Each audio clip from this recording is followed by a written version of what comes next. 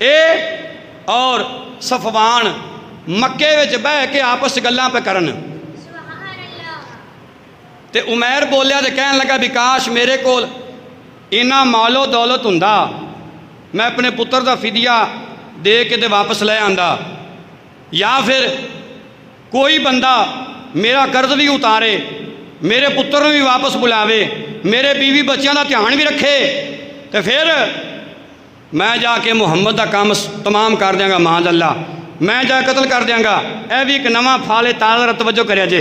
अल्लाह अकबर। अल बिदाया व नहाया अंदर हाफिज़ इब्ने कसीर ने बात भी लिखी, मैं बयान पे करना।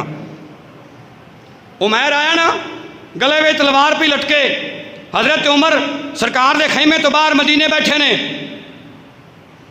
तो वेख्या दौड़ के हजूर की बारगाह च गए, आका उमैर आया, गल में तलवार है, उनके इरादे ठीक नहीं लगते। सरकार ने मुस्कुरा के फरमाया उन्होंने आमन दो। हाय हाय, ओनू आमन दो।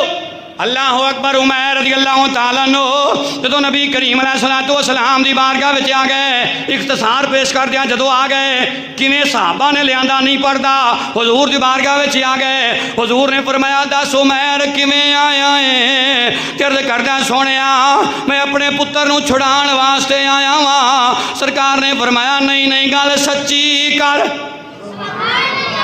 गल सच्ची कर, गल सच्ची कर, किवें आया है? कह लगा हुजूर मेरे पुत्र का फिदिया दे के पुत्र नूं लैण आया वां। सरकार ने फरमाया मेरे गुलामो, ये मेरे सहाबा तवज्जो करो, सारे सुन लो, मैं दसन लगा वां उमैर किवें आया है। ये आखी जांदा मैं पुत्र लैण आया, ये पुत्र लैण नहीं आया, इन्हें मक्के बह के हाय हाय हाय, इन्हें मक्के बह के सफवान दे नाल गल कीती, कोई मेरे बीवी बच्चे संभाले, कोई जनाब मेरा कर्जा उतारे, मेरा पुत्र छड़वावे, ते मैं मुहम्मद नूं कतल करांगा। अस्तगफिरुल्लाह।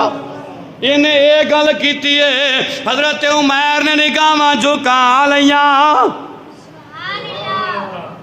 ओए जदों हक आवे बातिल नस जांदा है, निगाहां झुका लईयां। अर्ज कीती कमली वाले आओ।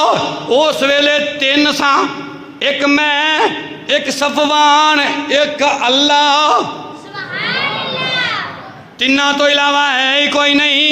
अज पता लगे तू अल्लाह दा सच्चा नबी है। सोनिया कलमा पढ़ा ते मुसलमान कर।